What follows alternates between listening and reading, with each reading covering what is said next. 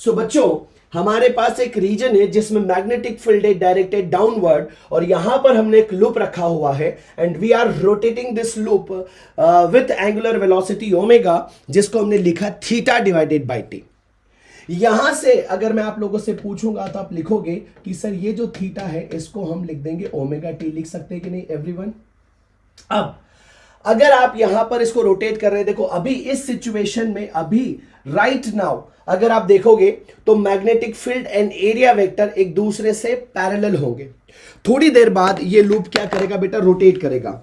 जब ये रोटेट करेगा तो अभी ऐसे रखा हुआ है, अभी ऐसे रखा हुआ है तो एरिया वेक्टर इधर है, लेकिन जब ये रोटेट करेगा तो एरिया वेक्टर इधर चला जाएगा, फिर रोटेट करेगा एरिया वेक्टर अंदर चला जाएगा, फिर रोटेट करेगा एरिया वेक्टर इधर आ जाएगा। All the time when this loop is rotating बेटा, पूरे टाइम जब ये लूप ऐसे रोटेट कर रहा है तो इसका एरिया वेक्टर इस लूप के साथ साथ रोटेट कर रहा है, बट मैग्नेटिक फील्ड तो कांस्टेंट है। तो बच्चों अगर मैं यहां पर देखूं तो मुझे यह समझ में आ रहा है कि थीटा इज वेरिएबल। एवरीवन बोलो यस और नो, थीटा इज वेरिएबल और नॉट?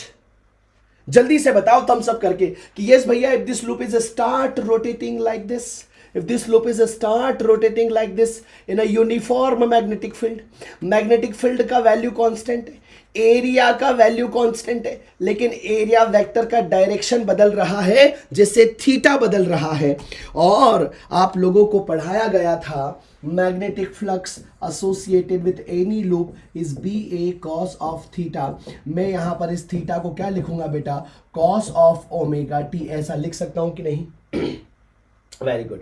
यहां फैराडेज लॉ की वजह से क्या होगा बेटा, minus of d phi by d t there will be one EMF. तो मैं लिखूंगा सर ये minus d divided by d t as it is रहेगा, फाई की जगह I would write B A, ये हो जाएगा cos of omega T.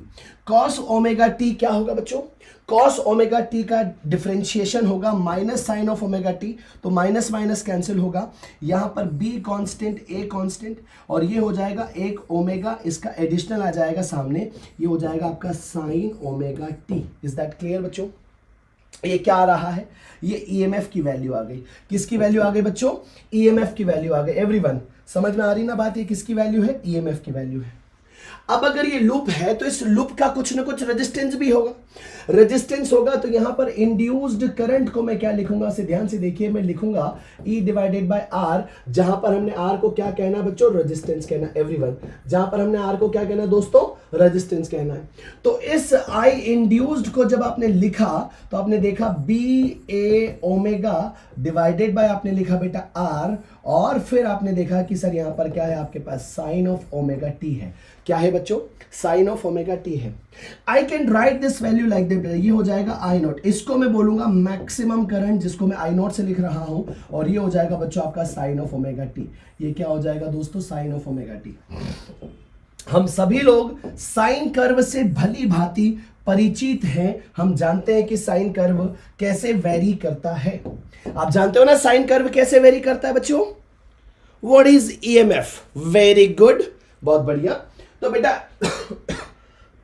whenever there is a change in flux associated with any loop there will be an induced EMF। EMF का full form electromotive force होता है, but it is a voltage बेटा, ठीक है, force नहीं होता है।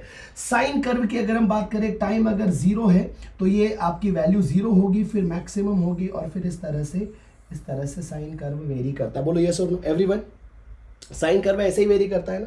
तो अगर ये साइन ओमेगा टी वेरी कर रहा है अकॉर्डिंग टू दिस डायग्राम, तो बताओ ये आई भी तो वेरी करेगा according to the same diagram. Everyone yes और नो? बच्चों ध्यान से देखो जरा, I is equal to I not sine of omega t. तो यहां पर आपने देखा कि सर जब टाइम जीरो है करंट का वैल्यू जीरो होगा, फिर किसी टाइम पर मैक्सिमम हुआ, फिर वापस से जीरो हुआ, फिर वापस से नेगेटिव मैक्सिमम हुआ, और फिर वापस से जीरो हो गया, and it skips on repeating the value. बेटा यहां के बाद वापस से कर्व क्या कर रहा है, वैल्यू रिपीट कर रहा है, इसलिए हम इस टाइम को क्या बोलते हैं, small t is equal to capital t, और ये टाइम पीरियड कहलाता है जहां पर वैल्यूज रिपीट होना शुरू हो जाती है। वन साइकिल कंप्लीट हो गया बेटा, इसे हम क्या बोलेंगे, इसको हम बोलेंगे वन साइकिल कंप्लीट बेटा, ठीक है। और ये वन साइकिल अगर कंप्लीट हुआ तो इसके लिए जो टाइम लगता है उसे हम टाइम पीरियड कहते हैं। तो इस करंट को आपने देखा कि sir this current is varying with respect to the time बेटा। इसका मैग्नीट्यूड समय के साथ लगातार बदल रहा है और पीरियोडिकली बदल रहा है। कैसा बदल रहा है बेटा? Periodically. Why you are saying periodically?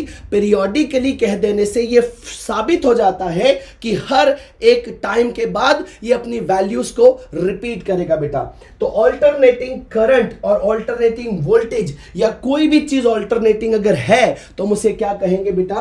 तो अगर आप लिखेंगे sir if current varies, if current यहां पर क्या करेगा बेटा? Varies with time periodically, with time कैसा बच्चों? पीरियोडिकली। कैसा वेरी करेगा? Periodically. Varies with time periodically, then हम इसे क्या कहते हैं बच्चों? Then it is known as, तब हम इसको कहेंगे इट इज नोन एज कैसा करंट बेटा? Alternating current. कैसा करंट? Alternating current. अब जरूरी नहीं हो कि ये हमेशा साइन और कोसाइन फंक्शन का ही होगा बेटा। ये हमेशा साइन के साथ लिखा जाए या कोसाइन के साथ लिखा जाए ऐसा जरूरी नहीं है।